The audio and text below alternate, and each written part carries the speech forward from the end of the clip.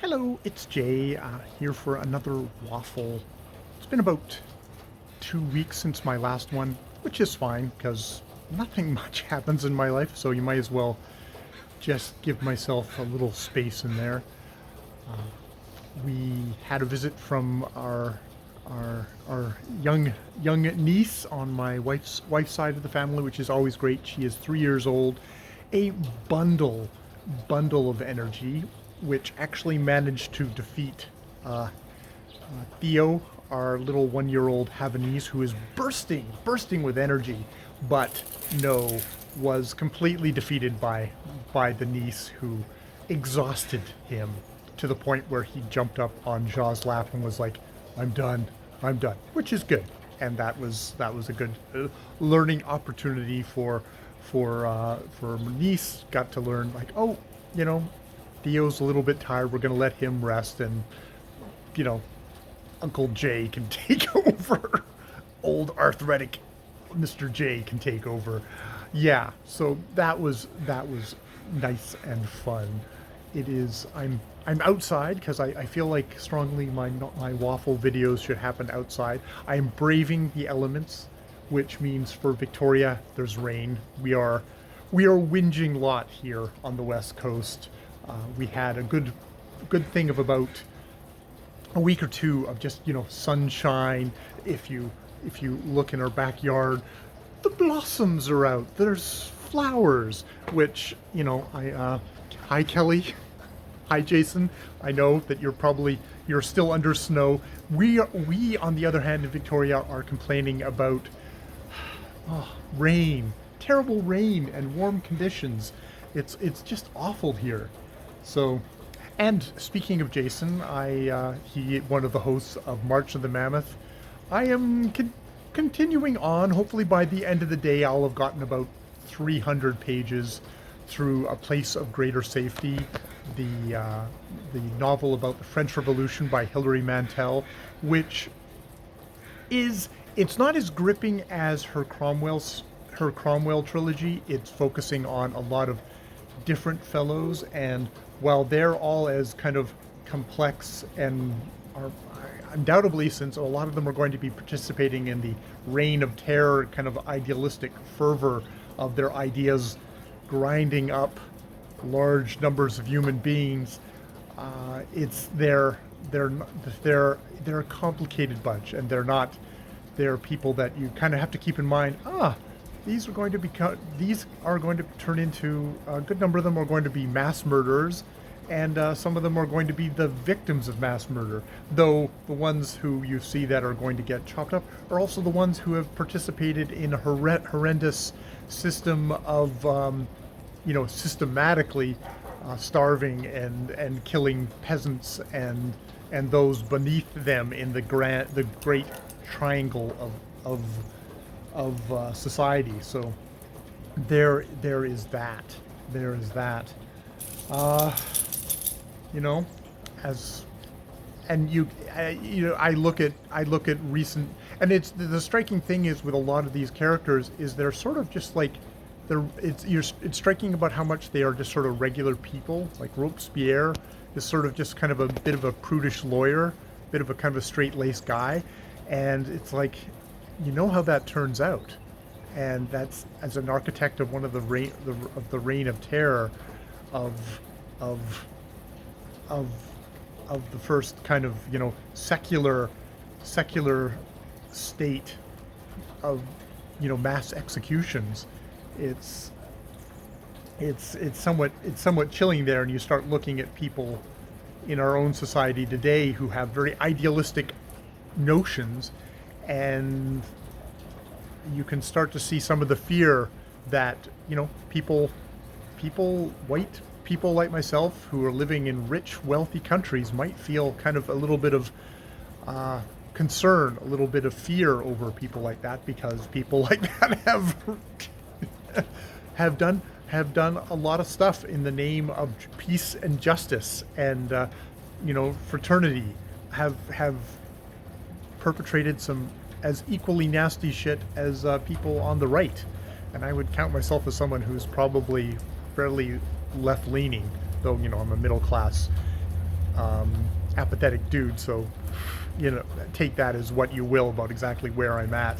Oh, Theo is got a nice piece of wood to chew, which Theo, I don't know. Here, let's help Theo out there. Hey Theo, what you got? You got the wood. The wood. That's probably not. I'm gonna get splinters. I'm gonna get splinters that way. No. Ah. So yes. Yeah, so that's that particular part of my reading. There's other reading which I won't bore you with. At the moment, I'm not going to say anything about Ukraine other than fuck, it is horrible. Fuck, it is horrible on an individual level for the people of Ukraine. Fuck, it is, some ways as world events, you feel like, oh, okay, we got through Trump part 1, and now we've got Putin, and what seems to be a kind of determination to throw things around and be a macho leader in a way that brings us that much closer to fucking exterminating all of ourselves, which is concerning on a macro level. So there is all that. Yeah, and closer to home, coronavirus continues along. The mask mandates have come down here. It's now optional to wear a mask, which means because of my particular home circumstances and wanting to protect people whom I live with, that means masks are still going on here. So that is continuing on. Oh, and the long international nightmare is over. Steve Donoghue has returned to Booktube after a day away because of technical difficulties with a live stream, which I think I'm a more seasoned Steve Donoghue watcher, the great booktuber and book reviewer Steve Donoghue. Theo now has another piece of wood, which he's gonna see if he can't interest Shira, our doodle, in playing with him over. So he has the same relation with technology as I think Ja does, which is it doesn't do what they want because technology is dumb. It's great, but it's also really dumb, and when it doesn't work, and they get really frustrated. And he does the whole video of like, I'm leaving Booktube. That's it. I'm never doing this live stream again, and I might delete my channel. It's like I can now put myself as a veteran Steve watcher, someone I don't know personally. I only know him as a lurker viewer, which is where I'm happy. And yes, he's decided to come back. Theo, you're going to get splinters. You're going to get splinters. You don't want to get splinters. I'm going to hold on to that too. All right. They're really, Theo is still young enough to definitely find all sorts of stuff to entertain himself with. But yes, I'm a veteran enough Steve Donoghue watcher that when he kind of makes these blanket declarations, I go, okay, so we'll start the clock. See, will it be 1 day or 2 days? And after 1 day of absence, he is back saying, okay, I got talked down.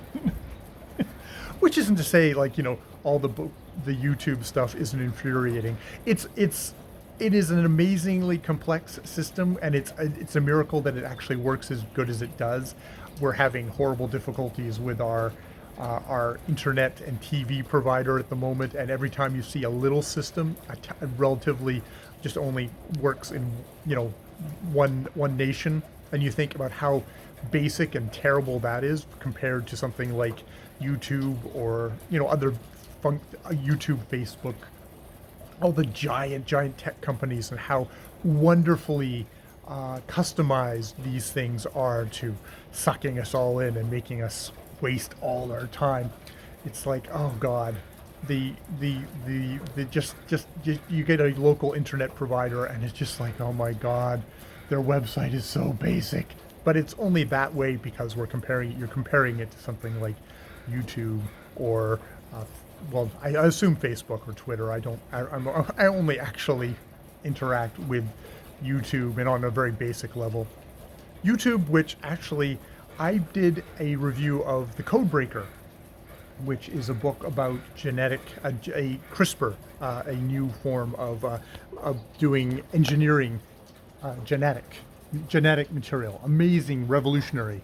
Doudna, the one of the lead scientists, she and her co-discoverer, they won the Nobel Prize for discovering how CRISPR can be used to edit genes in a much more efficient and accurate way. But I did a video on that, and I did a couple of different versions, and I posted them up in a place where you don't see them here. But I did a long version, which I got a community strike for, and it's interesting because I assume there's no actual people who actually watch that video. I'm assuming it's an algorithm, and I think I said a couple of different words in that video that when you add them all together equaled someone deciding I was somebody spreading misinformation about the illness.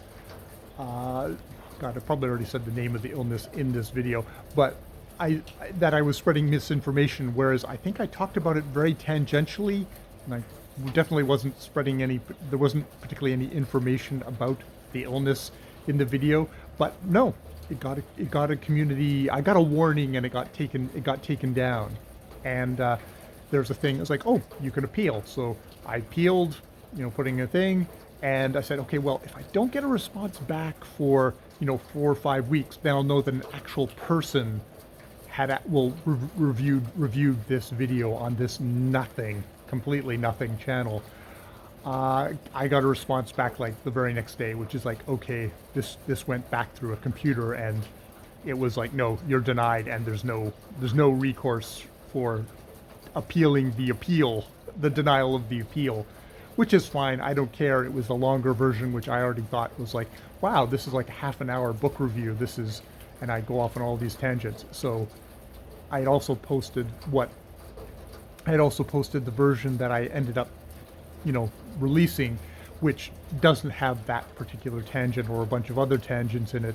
And yeah, that video is completely fine. That review is up on this channel now, and it's all good. But yes, YouTube is a gigantic system, and they're figuring out ways of, trying to semi-regulate, be as responsible as they can get away with without, be the least amount of responsible for the least amount of money to them, because they want to make money. But it's like, this is a gigantic system, and it's one of those things of like, I was sort of irked. Like, somebody should watch that video. I didn't. But, you sort of have to take it as it is a giant system, and they're not going to particularly they don't have the time or the money to particularly parse my words on a irrelevant review of a book. I am like the least important. So they use a computer. That computer says, okay, you said this number of words. You mentioned this country that perhaps the illness originated in. Therefore, you're probably talking about that stuff. Just to be safe, we're going to squash you, which is what they did. It's only happened I've been on YouTube for 4 years, and this is the first time something like this has ever happened to me before. It does make me strangely aware now that in addition to all of the 4 or 5 people who watch this video, there is a computer out there who is parsing my words and isn't particularly interested in the meaning of those words, but is more interested in connecting words together. And if this number of words comes up in its algorithm, comes up in its search, and they're flagged words, well, then that's it. You're done.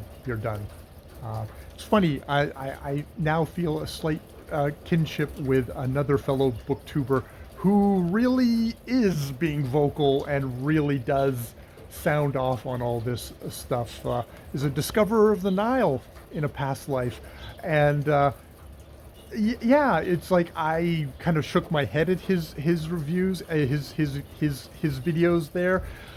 Some of them were pretty wince-worthy, I felt, but you know, hey, it's kind of invigorating, interesting to hear from him. I know he is a smart, opinionated guy, but those videos did rapidly get taken down, and there's a little bit of a defiance there that you can see lighting up his eye, and it's like me bumbling, inoffensive, milk toast, whiny liberal, middle of the road, ineffectual idiot me accidentally blundered into that in some way, which is interesting. And it's an interesting thing about this space. It's a good thing to know about this space. This is not we're not standing out in a public square proclaiming. I need to be, it's always good to have, I think it was good to have a reminder that I am in somebody's mall, somebody who YouTube owns this mall, and if I do something they don't like, they have the perfect freedom to say, nope, you're not doing that, squoosh. And, you know, because it's a private space we're in here. This is not, I don't consider this free speech that has been squashed. I think it's kind of funny that a computer decided suddenly that I was spouting off radical ideas. I think if you've watched this channel for any amount of time, you know this isn't the place where you're not going to find radical ideas. You're going to find muddled ideas, which hopefully, if you watch me long enough, you know my heart's in the right place. But yeah, okay, well, my heart is in Victoria at the moment with the rest of my body, amongst all the blossoms, amongst the poor dogs, the poor dogs. Come here, poor dogs. Look to the camera. Look to the camera, poor dogs. Yes. You want to go inside? We're very wet. We're spoiled Victorian dogs. All right. I've been Jay. More videos later.